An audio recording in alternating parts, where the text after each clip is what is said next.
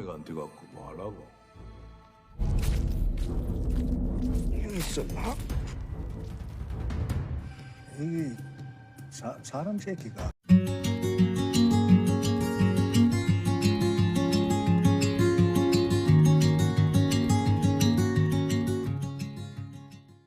Moving episode 10 membawa kita ke Ulsan pada tahun 1990. Di sini, kita bertemu dengan Ju-won yang bekerja sebagai gangster. Dia menggunakan kekuatannya untuk membantu bosnya, Gwang Jin, untuk mengambil kendali wilayah geng di Ulsan dan mengusir pemimpin geng yang berkuasa. Adegan pembuka dimulai dengan pertarungan sengit saat Ju-won mengalahkan anak buah Jae-sung. Jae-sung menyimpulkan bahwa Ju-won tidak normal setelah melihatnya menggorok perutnya sendiri dan tetap berdiri. Pada episode ini kita akan bersiap untuk menyaksikan beberapa adegan berdarah dan mengerikan. Ju-won menceritakan bahwa sejak dia mengetahui kekuatannya, dia memutuskan untuk mengambil jalan termudah dengan menggunakan kekuatannya sebagai tameng dalam kehidupan gengnya. Itulah sebabnya orang-orang menjulukinya monster. Dia juga memiliki orang kepercayaan dekat yang membantunya. Ju-won menganggap Min-ki sebagai tangan kanannya. Min-ki adalah teman baik. Dia meluangkan waktu mengantar Ju-won berkeliling dan memenuhi keinginan makannya. Biasanya, Ju-won mendambakan mola-mola dari kampung halamannya, Pohang. Setelah meminta Jae-sung menandatangani hak atas klub malam Gukbingwan, Ju-won mendapat kesan bahwa semuanya telah selesai.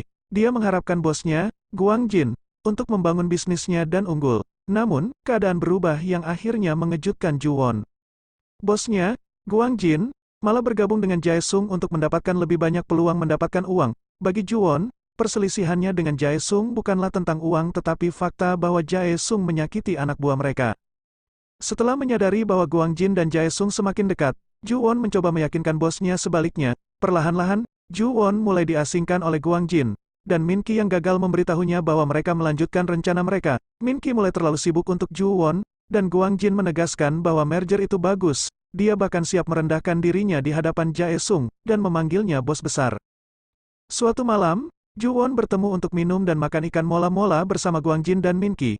Sayangnya, Min-ki memakai narkoba yang membuat Gwang Jin dan Ju-won tidak sadarkan diri. Min-ki menyerahkan mereka ke geng Jae-sung. Obat-obatan tersebut hanya membuat Ju-won pingsan selama beberapa jam, tidak seperti Gwang Jin yang pingsan karena kedinginan. Ju-won terbangun dalam keadaan terikat di dalam mobil bersama Gwang Jin dan hampir tenggelam. Dia memohon pada Jae-sung untuk melepaskan Gwang Jin karena dia mendapat kesan bahwa bosnya punya alasan menginginkan merger. Jae-sung mengungkapkan bahwa merger bukanlah idenya. Gwang Jin menggunakan Ju-won sebagai tameng untuk mengembangkan bisnisnya di Ulsan. Ternyata Gwang Jin berada di balik serangan terhadap anak buahnya agar Jae-sung terlihat menyerang mereka. Hal ini membuat Ju-won bersemangat untuk mengejar Jae-sung dan menyerahkan klubnya. Ju-won juga mengetahui bahwa Min-ki mengkhianatinya dan memberitahu Jae-sung cara membunuhnya. Inilah sebabnya dia diikat ke mobil dan akan ditenggelamkan. Untungnya, Ju-won berhasil membebaskan diri dan keluar dari mobil itu. Dia meninggalkan Gwang Jin mati dan berenang ke permukaan. Dia mengunjungi Min-ki dan merobek pipi kirinya untuk melambangkan pengkhianatannya. Min-ki memohon agar dia tetap hidup, dan Ju-won memberinya kesempatan untuk hidup. Bagaimanapun, Min-ki pernah menjadi tangan kanannya. Setelah pertarungan besar, Ju-won memutuskan untuk menginap di motel. Terkadang, dia sengaja mencelakakan diri untuk mendapat bayaran. Biasanya, dia akan meminta sopir untuk menyelesaikannya dengan memberinya uang tanpa melibatkan pihak berwajib dan melanjutkan perjalanannya. Di motel, dia bertemu dengan seorang wanita pembuat kopi bernama Ji-hye. Pada awalnya, dia tidak mendekatinya dan hanya memperhatikannya dari jauh. Dia tahu bahwa dia adalah seorang wanita yang berdiri teguh dan tidak membiarkan pria menginjak-injaknya karena pekerjaannya. Saat mereka terus bertemu satu sama lain, mereka mengobrol santai di lorong. Ji-hye terkejut melihat betapa hormatnya Ju-won. Dia berpendapat itu mungkin karena dia lebih tua, dan Ju-won merasa tersinggung karena dia mengira dia sudah tua.